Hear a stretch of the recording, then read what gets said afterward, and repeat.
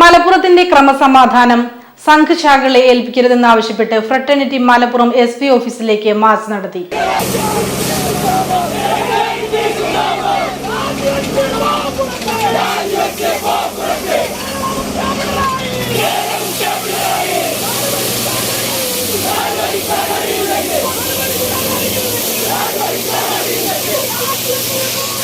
പോലീസിലെ അധോലോക ടീമുകളെ മുന്നിൽ നിർത്തി ജില്ലയിലെ ക്രിമിനൽവൽക്കരിച്ചും വർഗീയ അജണ്ടകൾ നടപ്പിലാക്കിയും CPM-ഉം RSSും നടത്തുന്ന വംശീയ രാഷ്ട്രീയത്തിനെതിരെയാണ് fraternity movement SP office march നടത്തിയത്.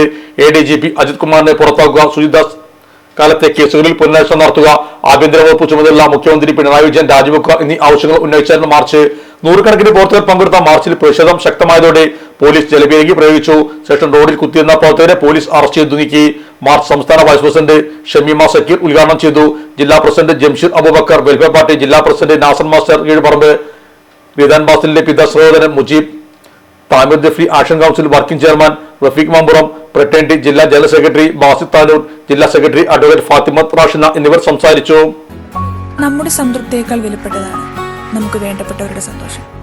പരിശുദ്ധമായവ ഹൃദയപൂർവ്വം സമ്മാനിക്കുമ്പോൾ നമ്മുടെ സന്തോഷവും ഇരട്ടിയാകും. Dubai Golden Diamonds, Pride of Generations, India, Oman, Bahrain.